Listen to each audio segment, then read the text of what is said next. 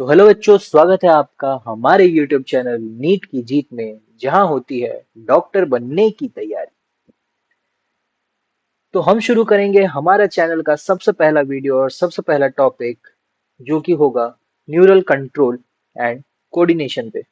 तो इस टॉपिक को हम टोटल 5 हिस्सों में डिवाइड करेंगे। सबसे पहला होगा न्यूरल सिस्टम और उसके टिश्यूज के बारे में जानेंगे। सेकंड होगा हमारा नर्व इम्पल्स में कंडक्शन कैसे होता है। थर्ड, हम देखेंगे हमारे ब्रेन का फंक्शन और उसके स्ट्रक्चर्स। फोर्थ में हम जानेंगे सीएनएस के बारे में, पीएनएस के बारे में और हमारे स्पाइनल कॉर्ड के बारे में। और फिफ्थ में हम पढ़ेंगे हमारे रिफ्लेक्स एक्शंस। और एट द लास्ट हम करेंगे सम क्यूएनएस। तो शुरू करते हैं हमारा पहला topic, neural system and tissues. Neural system की अगर बात करें तो न्यूरल सिस्टम हमारा बना है टोटल दो पार्ट से। एक है हमारा central nervous system. Nervous system को मैं एनएस से डिनोट करूंगा। और दूसरा है हमारा peripheral nervous system. Central nervous system को हम बोलते हैं इन शॉर्ट सीएनएस और पेरिफेरल को बोलते हैं इन शॉर्ट पीएनएस। तो अभी सेंट्रल नर्वस सिस्टम कंसिस्ट कितनी चीजों से करता है। सेंट्रल नर्वस सिस्टम के अंदर हमारा दो चीजें होती हैं। पहला होता है हमारा ब्रेन और सेकंड होता है हमारा स्पाइनल कॉर्ड। जबकि अगर पेरिफेरल नर्वस सिस्टम में बात करें तो पेरिफेरल नर्वस सिस्टम भी दो तरह का बना हुआ है, जिसमें हमारा होता है मेनली नर्व्स। पहला होता है हमारा क्रेनियल नर्व्स और दूसरा होता है हमारा स्पाइनल नर्व्स। क्रेनियल नर्व्स जो होते हैं वो अराइज होते हैं ब्रेन से, स्पाइनल नर्व्स अराइज होते हैं स्पाइन से। इसमें एक और चीज याद रखने की है, जो है क्रेनियल नर्व्स जो हैं वो हैं हमारे पास टोटल 12 पेयर्स, जबकि स्पाइनल नर्व्स जो है वो है हमारे पास 31 पेयर्स। अब अगर फर्दर डिवाइड करेंगे हम पेरिफेरल नर्वस सिस्टम, जो पेरिफेरल नर्वस सिस्टम है उसके अंदर हमारे पास दो तरह का कंडक्शन मेथड है। लाइक जो सिग्नल आएगा वो सिग्नल कैसे आएगा, वो दो तरह से आता है। पहला है हमारा सेंसरी, या फिर इसे हम बोलते हैं इफरेंट, सॉरी एफरेंट, एफरेंट। और दूसरा होता है हमारा मोटर, या फिर जिसे हम बोलते हैं इफरेंट। एफरेंट का मतलब क्या होता है, किसी चीज को किसी एक जगह से लेके एक जगह पे पहुंचाना, उसे बोलते हैं एफरेंट। और अगर उस जगह से किसी और जगह पे जा रहा है उसे हम बोलते हैं इफरेंट। इफरेंट मतलब सिंपल टर्म्स में लेके जाना होता है, और एफरेंट मतलब होता है किसी जगह से किसी पॉइंट पे लेके आना। तो अगर हम इसका देखें तो सपोज ये हमारा ब्रेन है और ये हमारा स्पाइनल कॉर्ड। यहाँ पे भी ये हमारा ब्रेन और ये हमारा स्पाइनल कॉर्ड। तो स्पाइनल कॉर्ड में क्या होता है एक्चुअली, ब्रेन, और ये सीएनएस, ये क्या हो गए सीएनएस। तो अगर किसी सेंस ऑर्गन से कोई सिग्नल ब्रेन तक आ रहा है तो उसे हम बोलेंगे एफरेंट। और अगर ब्रेन से किसी सेंस ऑर्गन तक एक सिग्नल जा रहा है उसे हम बोलेंगे इफरेंट। अब जो सिग्नल जाने का प्रोसेस है उसके में भी हमारे पास दो डिवीजन किए गए हैं। जो पहला डिवीजन है उसे हम बोलते हैं automatic, sorry autonomic, autonomic nervous system. और दूसरा है हमारा सोमैटिक नर्वस सिस्टम। इसे हम शॉर्ट में बोलते हैं एएनएस और इसे हम शॉर्ट में बोलते हैं एसएनएस। तो जो ऑटोनॉमिक नर्वस सिस्टम है, ऑटोनॉमिक नर्वस सिस्टम का काम क्या है। ऑटोनॉमिक नर्वस सिस्टम का काम होता है कैरी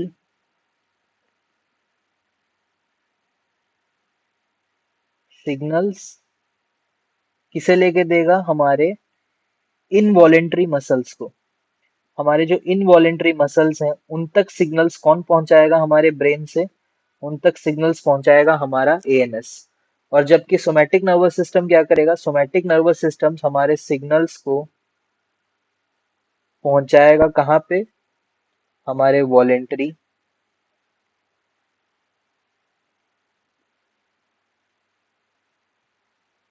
स्केलेटन या फिर स्ट्रेटेड मसल्स में।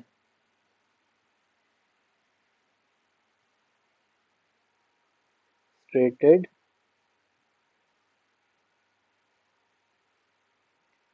मसल्स तक। अब जो हमारा एएनएस है, हमारा एएनएस को भी हमारे सिस्टम ने दो तरह से डिवाइड किया हुआ है। एक का नाम है सिंपैथेटिक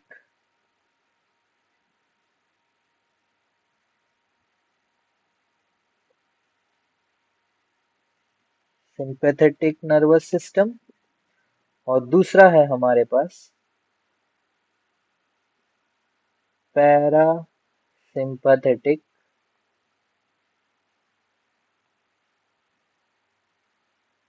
नर्वस सिस्टम। एक बार फिर से देखते हैं शुरू से। हमारा न्यूरल सिस्टम बना हुआ है दो तरह से। एक है हमारा सेंट्रल नर्वस सिस्टम और दूसरा है हमारा पेरिफेरल नर्वस सिस्टम। तो जो सेंट्रल नर्वस सिस्टम है वो बना हुआ है हमारा ब्रेन और स्पाइनल कॉर्ड से, जबकि पेरिफेरल नर्वस सिस्टम बना हुआ है हमारा क्रेनियल नर्व्स और स्पाइनल नर्व से। क्रेनियल नर्व्स कितने होते हैं, टोटल 12 पेयर्स होते हैं और स्पाइनल नर्व्स हमारे 31 पेयर्स होते हैं। तो जो पेरिफेरल नर्वस सिस्टम है उसके पास दो चीजें आती हैं। एक एक सेंस ऑर्गन से सिग्नल आएगा और फिर वो सिग्नल को एनालाइज करके वो फिर हमारे सेंस ऑर्गन्स में वापस उसका रिफ्लेक्स में भेजेगा। तो जिस सेंस ऑर्गन से जब सिग्नल ब्रेन तक आता है उसे हम बोलते हैं एफरेंट, और जब सिग्नल जाता है उसे हम बोलते हैं इफरेंट या फिर मोटर, वैसे ही एफरेंट या फिर सेंसरी। तो जो मोटर वाला पार्ट है उसमें हमारा दो तरह से उसे डिवाइड किया गया है। एक है हमारा ऑटोनॉमिक नर्वस सिस्टम, दूसरा है हमारा somatic nervous system. Autonomic nervous system का काम क्या है, वो हमारे इनवॉलेंटरी मसल्स को सिग्नल पहुंचाता है, जिसे दो तरह से पहुंचाया जाता है। एक है हमारा सिंपैथेटिक नर्वस सिस्टम, दूसरा है हमारा पैरासिम्पैथेटिक नर्वस सिस्टम। और जो सोमैटिक नर्वस सिस्टम है, सोमैटिक नर्वस सिस्टम्स हमारे सिग्नल्स को लेके पहुंचाता है कहाँ पे, वॉलेंटरी मसल्स, स्केलेटन मसल्स और स्ट्रेटेड मसल्स पे। तो जो नेक्स्ट हम पढ़ने वाले हैं वो है हमारा नर्व सेल या फिर जिसे हम कहते हैं न्यूरॉन। तो न्यूरॉन में अगर हम देखें तो ये एक सिंपल स्ट्रक्चर है न्यूरॉन का। इस स्ट्रक्चर में जो अपर पार्ट होता है ये इसे हम कहते हैं साइटोन या फिर सेल बॉडी या फिर इसे कहा जाता है सोमा, और एक और नाम है इसका, वो है पेरी कैरियन। तो अगर हम इस स्ट्रक्चर का बात करें, इस स्ट्रक्चर के अंदर क्या क्या आता है, सबसे पहले हमें देखने को मिलता है एक सिंगल न्यूक्लियस। जो ग्रीन वाले पार्ट्स हैं उसे कहा जाता है निजल्स ग्रैन्यूल, और जो ये फ्लावर टाइप ऐसे ब्रांचेस दिखाई दे रहे हैं इसे हम कहते हैं dendrons and dendrites. Axon hillock इस वाले पार्ट को कहा जाता है एक्सॉन हिलॉक, जहां पे हमारा साइटोन खत्म होता है। नेक्स्ट अगर हम देखें तो न्यूरोफाइब्रिल्स। न्यूरोफाइब्रिल्स क्या है, न्यूरोफाइब्रिल्स ये स्ट्रक्चर्स हैं, ये जो पर्पल कलर के स्ट्रक्चर्स हैं इसे हम कहते हैं न्यूरोफाइब्रिल्स। ये हो गया इसका हेड वाला पार्ट। अब आते हैं इसके हम लोग बॉडी पे। बॉडी का अगर हम बात करेंगे, सॉरी, टेल वाले पार्ट में आते हैं। टेल वाले पार्ट को कहा जाता है हमारा एक्सॉन। क्या कहा जाता है, एक्सॉन। एक्सॉन को और एक नाम दिया गया है जिसका नाम है नर्व फाइबर। नर्व फाइबर, ठीक है। अब एक्सॉन के अंदर क्या क्या आता है, एक्सॉन के अंदर अगर एक्सॉन के अंदर का पार्ट करें तो सबसे पहले आएगा एक्सोप्लाज्मा। इसके मेम्ब्रेन को, जो बाहर वाला पार्ट है, इसे बोलते हैं एक्सोलिमा। साइनेप्टिक नॉब्स, ये जो नॉब्स दिखाई दे रहे हैं आपको, ये गोल वाले स्ट्रक्चर्स, इसे कहा जाता है साइनेप्टिक नॉब्स। टीलोडेंड्रिया, टीलोडेंड्रिया इसे कहा जाता है, यहाँ यहाँ ये जो पॉइंट है इस पॉइंट को कहा जाता है टीलोडेंड्रिया। अभी एक एक करके हम सबके सब फंक्शंस देखेंगे। सबसे पहला आता है एक्सोप्लाज्म। एक्सोप्लाज्म में क्या होता है, एक्सोप्लाज्म के अंदर हमें मिलेगा माइटोकॉन्ड्रिया। माइटोकॉन्ड्रिया दिखाई देगा और न्यूरोफाइब्रिल्स दिखाई देंगे। टिलोडेंड्रिया, टिलोडेंड्रिया क्या हो गया? टिलोडेंड्रिया हमारा जहां पे एक्सॉन से स्टार्ट होता है ब्रांचेस, दिस ब्रांचेस जहां से स्टार्ट होते हैं उसे कहते हैं हम लोग टिलोडेंड्रिया। और टिलोडेंड्रिया के एंड में होता है साइनेप्टिक नॉब। साइनेप्टिक नॉब्स के अंदर क्या होता है? साइनेप्टिक नॉब के अंदर होता है हमारा न्यूरो ट्रांसमीटर्स। इसके बारे में हम आगे और पढ़ेंगे, न्यूरो के बारे में और साइनेप्टिक नॉब के बारे में। न्यूरो का अगर मैं एक एग्जाम्पल बोलूँ तो एक एग्जाम्पल हो जाता है हमारा एसिटाइल कोलिन। एसिटाइल कोलिन या फिर इसे हम कहते हैं ACH। नेक्स्ट अगर हम बात करें तो ये न्यूरोफाइब्रिल्स, इन न्यूरोफाइब्रिल्स का काम क्या है? ये न्यूरोफाइब्रिल्स हमें हेल्प करते हैं for internal conduction. Internal conduction inside the nerve cells काम क्या करते हैं न्यूरोफाइब्रिल्स? न्यूरोफाइब्रिल्स हमें साइटोन में भी देखने को मिलेंगे और एक्सॉन में भी देखने को मिलेंगे। दोनों में न्यूरोफाइब्रिल्स होता है, यहाँ एक्सॉन में भी होता है और यहाँ सॉरी साइटोन में भी होता है और एक्सॉन में भी होता है। सिंगल न्यूक्लियस और Nissl's granule, dendrites and dendrons. Nissl's granule के बारे में आगे बात करते हैं। निजल्स ग्रैन्यूल्स जो होते हैं हमारे,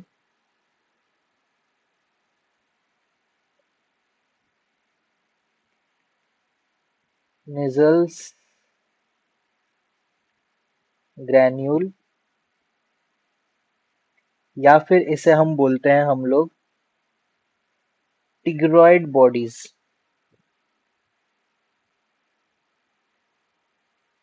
निजल्स ग्रैन्यूल या फिर टिग्रॉइड बॉडीज। अब निजल्स ग्रैन्यूल्स का काम क्या है? निजल्स ग्रैन्यूल के अंदर हमें सबसे पहले देखने को मिलेगा RER।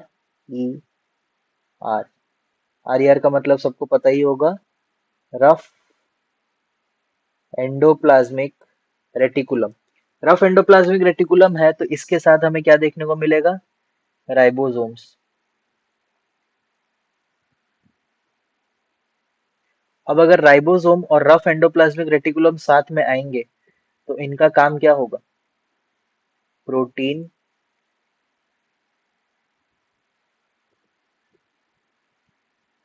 सिंथेसिस। तो हमारा जो न्यूरॉन है, जो सेल है, ये भी तो एक सेल ही है ना, इस सेल को भी तो प्रोटीन चाहिए। इस प्रोटीन का सिंथेसिस कौन कराता है? निजल्स ग्रैन्यूल कराता है, क्योंकि इनके पास होता है rough RER, sorry rough endoplasmic reticulum और राइबोसोम्स। ये प्रेजेंट कहाँ कहाँ पे होते हैं? ये प्रेजेंट होते हैं हमारे साइटोन एंड डेंड्रॉन्स में। सबसे मेन चीज, ये एब्सेंट होता है हमारा एक्सॉन के अंदर। तो निजल्स ग्रैन्यूल हमें कहाँ देखने को मिलेंगे? साइटोन में देखने को मिलेंगे, डेंड्रॉन्स में देखने को मिलेंगे, बट एक्सॉन्स में एब्सेंट होते हैं। और इनका मेन फंक्शन क्या है? Protein synthesis, because they have ribosome and rough RER। Next हम देखते हैं एक छोटा सा डिफरेंशिएशन बिटवीन हमारा डेंड्रॉन्स एंड एक्सॉन्स के बीच में। तो जो डेंड्रॉन होते हैं, डेंड्रॉन हमारे लेंथ में क्या होते हैं? शॉर्ट। जबकि एक्सॉन क्या होंगे? लॉन्ग। डेंड्रॉन्स हमारे एक भी हो सकते हैं और बहुत सारे भी हो सकते हैं, बट एक्सॉन हमेशा एक ही देखने को मिलेगा।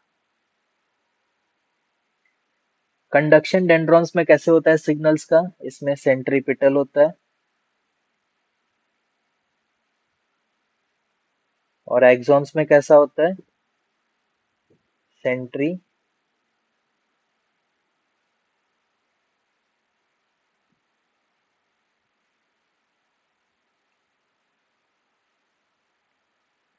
सेंट्रीफ्यूगल। सेंट्रीपिटल क्या होता है? Towards the centre. ठीक है। और सेंट्रीफ्यूगल क्या होता है? Away from the centre. और एक चीज मेन जो थोड़ी देर पहले हमने पढ़ा, निजल्स ग्रैन्यूल।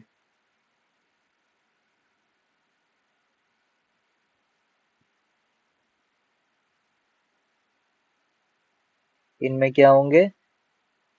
प्रेजेंट। और एक्सॉन्स में क्या होंगे? एब्सेंट। एक बार फिर से देखते हैं अभी हमने क्या देखा। हमने सबसे पहले देखा हमारा न्यूरॉन जो नर्व सेल है, इसके पास दो पार्ट है। एक है इसका साइटोन, जिसे हम सेल बॉडी बोलते हैं, सोमा बोलते हैं, या तो पेरिकार्डियन बोलते हैं। और दूसरा है हमारा एक्सॉन, जो कि नर्व फाइबर कहलाता है। साइटोन में अगर हम देखें तो साइटोन में हमारे सबसे पहले आता है एक सिंगल न्यूक्लियस। उसके बाद आता है निजल्स ग्रैन्यूल। निजल्स ग्रैन्यूल का काम क्या है? प्रोटीन सिंथेसिस कराता है। बाहर की तरफ हमको देखने को मिलेंगे ऐसे ब्रांचेस या फिर सेल प्रोसेसेस बोला जाता है इसको। इसे हम बोलते हैं डेंड्रॉन या फिर डेंड्राइट्स। नेक्स्ट, जहां पे हमारा साइटोन खत्म होता है और जहां से एक्सॉन शुरू होता है, उसे कहा जाता है एक्सॉन हिलॉक। एक्सॉन के बाहर वाले पार्ट को, जो कि उसका मेम्ब्रेन है, उसे हम बोलते हैं एक्सोनीमा लेमा। और अंदर जो उसका प्लाज्मा भरा हुआ है, उसे बोलते हैं हम लोग एक्सोप्लाज्म। एक्सोप्लाज्म में हमें क्या क्या देखने को मिलेगा? माइटोकॉन्ड्रिया देखने को मिलेगा और न्यूरोफाइब्रिल्स देखने को मिलेंगे। न्यूरोफाइब्रिल्स किस काम आते हैं? न्यूरोफाइब्रिल्स हमारे काम आते हैं फॉर इंटरनल कंडक्शन। अगर इंटरनल कंडक्शन कराना है तो न्यूरोफाइब्रिल्स यहाँ पे भी प्रेजेंट होंगे और साइटोन में भी प्रेजेंट होंगे। तो एक्सॉन और साइटोन दोनों में प्रेजेंट होते हैं। एक्सॉन के लास्ट की तरफ अगर टिप की तरफ जाएंगे तो वहां पे हमें ब्रांचेस दिखाई देंगे, और जहां से ये ब्रांचेस शुरू होते हैं उन्हें हम बोलते हैं टीलोडेंड्रिया। उसके एंड में हमें एक बल्ज टाइप का नॉब जैसा दिखाई देगा, जिसे हम बोलते हैं साइनेप्टिक नॉब। साइनेप्टिक नॉब के अंदर क्या मिलता है? हमको न्यूरोट्रांसमीटर मिलता है, जिसका एक एग्जांपल है एसिटाइल कोलिन। इनका काम क्या है ये हम आगे और देखेंगे बाद में। निजल्स ग्रैन्यूल। निजल्स ग्रैन्यूल क्या होते हैं? निजल्स ग्रैन्यूल को हम लोग ट्रिगर्ड बॉडीज भी बोलते हैं। इनके अंदर रफ एंडोप्लाज्मिक रेटिकुलम मिलता है और राइबोसोम्स मिलता है, जो हेल्प करता है हमारा प्रोटीन सिंथेसिस करने में। प्रेजेंट कहाँ पे होते हैं? साइटोन में होते हैं, डेंड्रॉन्स में होते हैं, बट एक्सॉन में एब्सेंट होता है। Dendrons and axons. डेंड्रॉन्स हमेशा शॉर्ट होंगे, छोटे छोटे होंगे, बट एक्सॉन्स लंबे और लॉन्ग रहेंगे। डेंड्रॉन्स हमेशा एक या फिर एक से ज्यादा हो सकते हैं, बट एक्सॉन अगर प्रेजेंट है तो एक ही प्रेजेंट होगा। डेंड्रॉन्स में हमेशा कंडक्शन कैसे होता है? सिग्नल का सेंट्रीपिटल होता है, that is towards the centre. Centrifugal किस में होता है? एक्सॉन में होता है, that is away from the centre. Nissl's granule dendron में प्रेजेंट है, एक्सॉन में एब्सेंट है। इतना था हमारा नर्व सेल्स के बारे में। अब चलते हैं हम लोग नेक्स्ट टॉपिक पे। तो बच्चों, जो नेक्स्ट टॉपिक है हमारा माइलिनोजेनेसिस। माइलिनोजेनेसिस का मतलब क्या होता है? जेनेसिस का मतलब होता है किसी चीज का फॉर्मेशन। तो माइलिनोजेनेसिस का मतलब हो जाएगा हमारा माइलिन शीट का फॉर्मेशन। अब माइलिन शीट का फॉर्मेशन कहाँ पे होता है? माइलिन शीट का फॉर्मेशन होता है हमारे एक्सॉन पे। क्यों होता है? क्योंकि जब हमारा कोई सिग्नल यहाँ से जा रहा होता है एक्सॉन से, तो कहीं वो हमारे एक्सॉन्स के आउटर वॉल से लीक ना हो जाए, इसीलिए हम लोग माइलिन शीथ का एक फॉर्मेशन कराते हैं। माइलिन शीथ किस तरह एक्ट करता है? तो फिर माइलिन शीथ एक्ट करेगा एज एन इंसुलेटर। कौन सा लेटर? इंसुलेटर। इंसुलेटर। अब अगर इंसुलेटर की तरह काम करता है तो ये बना किस चीज से होता है? ये बना होता है हमारा H2O और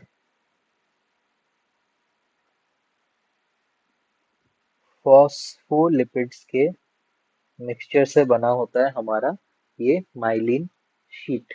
अब ये माइलिन शीट दो जगह बनता है। एक बनता है हमारा पीएनएस के नर्व्स पे, एक बनता है हमारा सीएनएस के नर्व्स पे। तो अगर ये शीट पीएनएस में बन रहा है तो ये शीट बनता है by the so called Schwann cells. कौन से सेल्स? Schwann cells. जबकि अगर ये सीएनएस में बन रहा है तो सीएनएस में ये बनता है बाय ओलिगोडेंड्रोसाइट्स।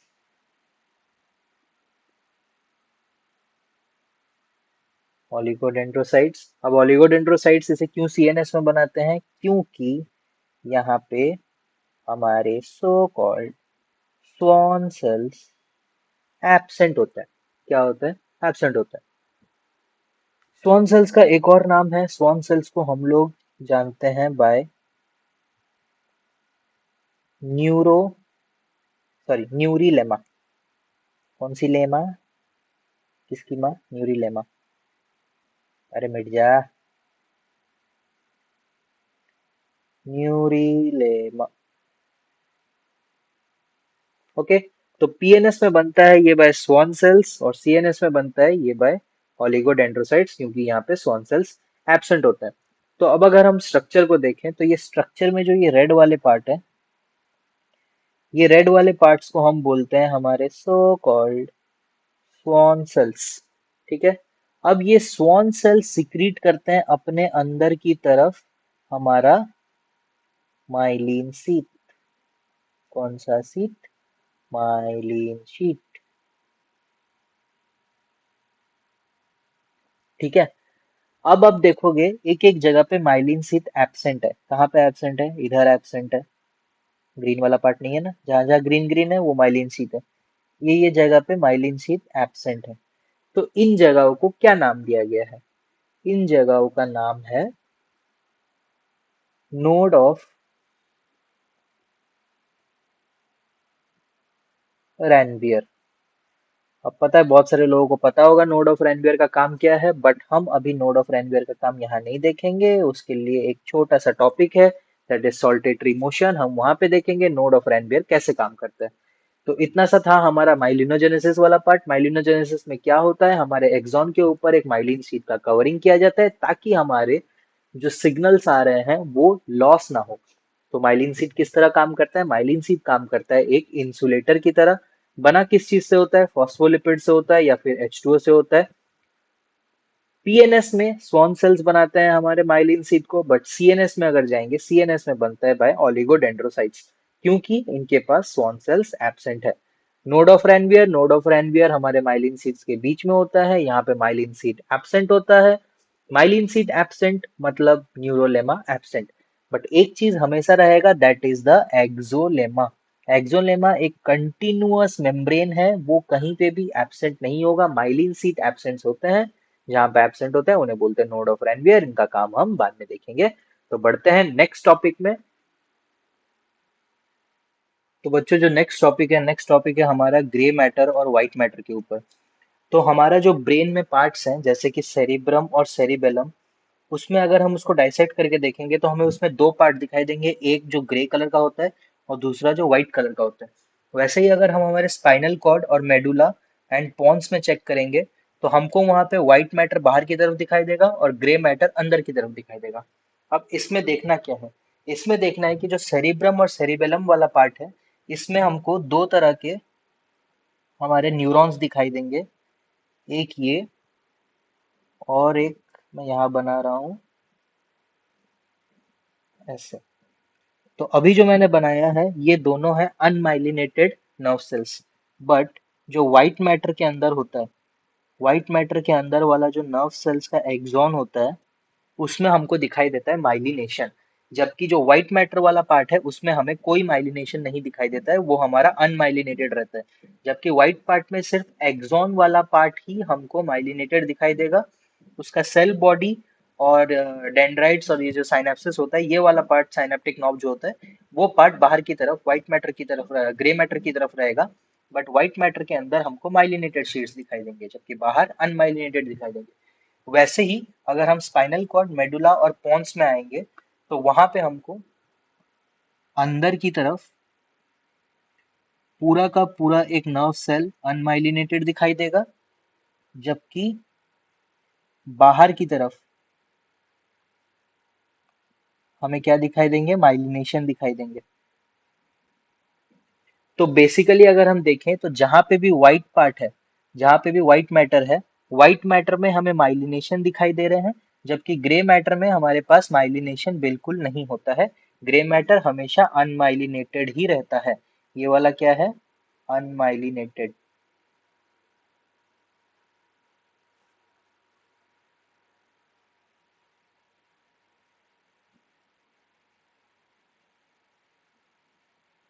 जबकि ये वाला क्या है?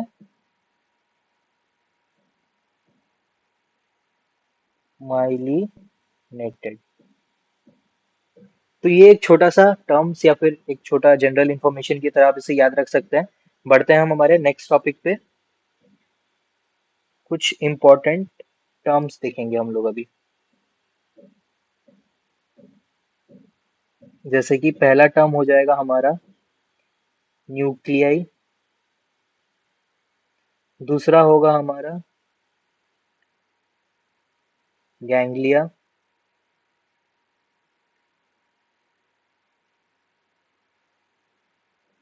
थर्ड होगा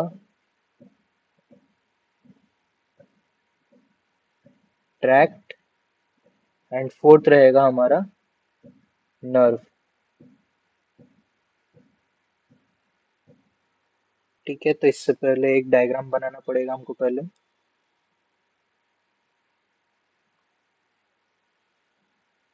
यार ये क्या हो गया?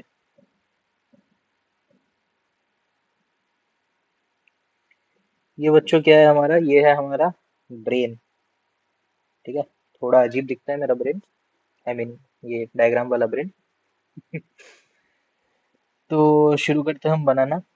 इसके अंदर पहले हम बनाएंगे 3 नर्व सेल्स बनाते हैं।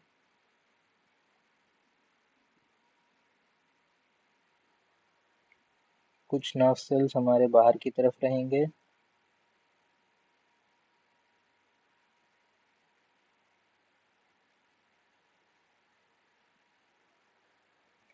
इनसे कनेक्टेड फिर से दूसरे नर्व सेल्स, क्योंकि एक सिंगल नर्व सेल तो होता नहीं है बच्चों, पूरा कनेक्टेड रहता है। एक के बाद एक के बाद एक सिग्नल का ट्रांसफर होता रहेगा। अब इसमें हम लोग क्या करेंगे, अलग अलग पार्ट्स को पहले हाईलाइट कर लेते हैं, फिर उन्हें हम अपना नेमिंग करेंगे।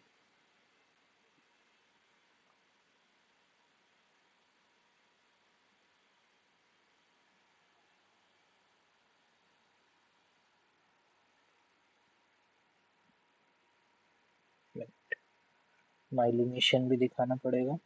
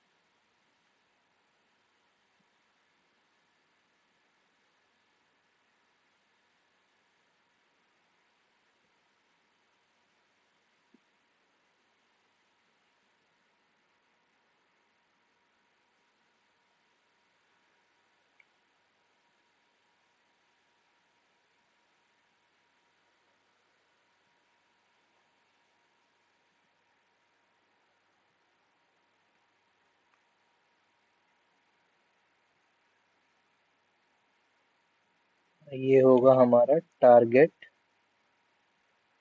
ऑर्गन, जहाँ पे सिग्नल को लास्ट में पहुंचाया जाएगा। तो अब हम देखते हैं सारा नाम। तो ये वाला पार्ट क्या हो गया बच्चों? ये वाला पार्ट हो गया हमारा सीएनएस का पार्ट। ठीक है, सीएनएस के अंदर अगर हमें एक्सॉन दिखाई दे रहे हैं तो उसे हम नाम देते हैं ट्रैक्ट का। ठीक है बच्चों, सीएनएस के अंदर अगर हमें एक्सॉन दिखाई दे रहे हैं या फिर नर्व फाइबर, बात करें इसको नर्व फाइबर भी बोलते हैं, हमने पहले बोला हुआ है। तो नर्व फाइबर अगर सीएनएस के अंदर है तो उसे बोलते हैं हम लोग ट्रैक्ट। ठीक है, अब देखते हैं न्यूक्लियाई किसको बोलते हैं। वैसे ही अगर सीएनएस के अंदर सेल बॉडी दिखाई दे रहा है, ठीक है, या फिर साइटोन बोल दूं, साइटोन दिखाई दे रहा है, तो उसे हम लोग क्या बोलते हैं? हमें बोलते हैं उसे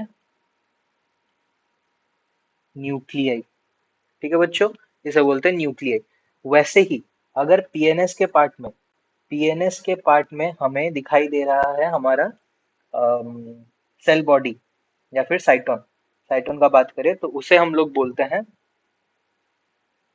गैंग्लिया।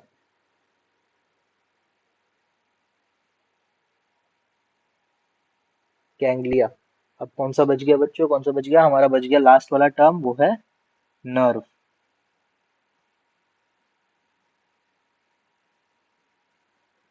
ठीक है बच्चों, नर्व कहाँ दिखाई देगा हमें? पीएनएस में माइलिनेटेड वाले को हम लोग बोलते हैं नर्व्स। ठीक है, माइलिनेटेड वाले को ही नर्व्स बोला जाता है, नॉन माइलिनेटेड वाले को नहीं बोला जाता है, ठीक है। गैंग्लिया किसको बोलते हैं? सीएनएस के बाहर अगर साइटोन का बॉडी है तो उसे बोलेंगे गैंग्लिया, सीएनएस के अंदर है तो उसे बोलेंगे न्यूक्लियाई, सीएनएस के अंदर अगर एक्सॉन है तो उसे बोलेंगे ट्रैक्ट, सीएनएस के बाहर अगर एक्सॉन है वो भी माइलिनेटेड वाला, उसे हम बोलेंगे नर्व। तो बच्चों जो नेक्स्ट टॉपिक है हमारा types of neuron. Types of neuron हमारे पास टोटल कितने हैं? 5 तरह के न्यूरॉन्स हैं। सबसे पहला न्यूरॉन है यूनिपोलर, यूनिपोलर। दूसरा है हमारे पास बाइपोलर, ये कौन सा बी लिख दिया मैंने, चलो छोड़ो, बाइपोलर। तीसरा है हमारे पास मल्टी पोलर न्यूरॉन। चौथा है चौ, चौथा चौथा फोर्थ वाला है ए पोलर या फिर नॉन पोलर न्यूरॉन। और फिफ्थ वाला है हमारा झूठ बोलने वाला न्यूरॉन, ठीक है, ये झूठ बोलता है, सूडो यूनिपोलर। तो सबसे पहले देखते हैं यूनिपोलर न्यूरॉन। यूनिपोलर न्यूरॉन क्या होता है बच्चों? यूनिपोलर मतलब इसके पास होगा, यूनि मतलब वन, ठीक है, यूनि मतलब वन, तो इसके पास होगा सिर्फ एक ही एक्सॉन दिखाई देगा, सिर्फ एक एक्सॉन रहेगा, कोई डेंड्रॉन नहीं रहेगा। इसका अगर स्ट्रक्चर बनाने जाऊं तो ये इसका सेल बॉडी हो गया, ये इसका एक्सॉन, ये इसके डेंड्राइट्स यहाँ से निकल रहे हैं, ये इसका न्यूक्लियस, ये हो गया हमारा यूनिपोलर, ठीक है। अब बाइपोलर का देखते हैं। बाइपोलर मतलब क्या होता है? बाई मतलब होता है दो, ठीक है। अब बाइपोलर का मतलब क्या होगा? इसके पास होगा एक एक्सॉन और एक मिलेगा हमको एक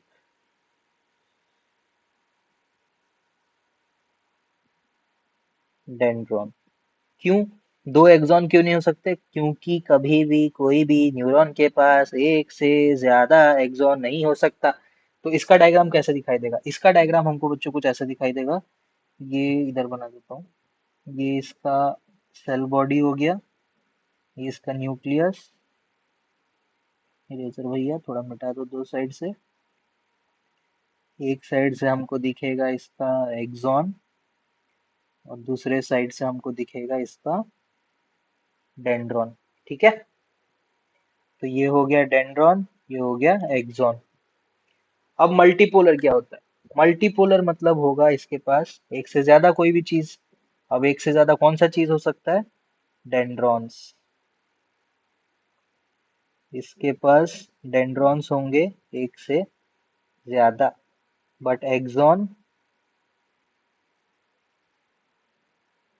ये हमेशा एक ही रहेगा, कोई भी न्यूरॉन हो चाहे, एक्सॉन हमेशा एक ही रहेगा।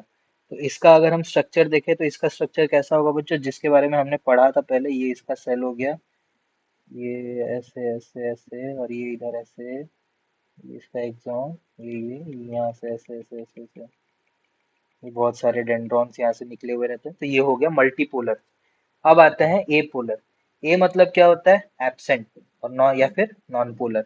नॉन पोलर मतलब क्या होगा? इसके पास बस एक छोटा सा इसका सेल बॉडी रहेगा जिसमें एक इसका छोटा सा न्यूक्लियस रहेगा, बस हो गया। ये होता है ए पोलर। इसके पास ना तो कोई एक्सॉन रहेगा और ना ही कोई डेंड्रॉन रहेगा, ना एक्सॉन ना डेंड्रॉन। अब सूडो यूनिपोलर क्या होता है? सूडो मतलब होता है झूठ बोलना, ठीक है, कोई बोलना मत, बट हमारा न्यूरॉन्स झूठ बोलते हैं। और क्या है? यूनिपोलर मतलब एक्चुअली ये क्या रहेगा? एक्चुअली ये रहेगा एक यूनिपोलर न्यूरॉन जिसका एक एक्सॉन तो रहेगा, बट ये एक्सॉन आगे चल के क्या होता है, अपने आप को और एक्सटेंड कर देता है और लगने लगता है कि एक साइड इसने डेंड्रॉन बनाया है, एक साइड इसने एक्सॉन बनाया है। बट एक्चुअली में क्या ये एक्सॉन डेंड्रॉन है? नहीं, ये डेंड्रॉन नहीं है, ये एक्सॉन का ही एक्सटेंशन है जो दोनों तरफ बढ़ा हुआ है और काम करता है किसके तरह? डेंड्रॉन की तरह काम करता है। तो ये होता है हमारा टाइप्स ऑफ न्यूरॉन। और इसके साथ हमारा part 1 of neural coordination and communication आता है खत्म। स्टार्ट करेंगे हम नेक्स्ट पार्ट में। Thank you, bye.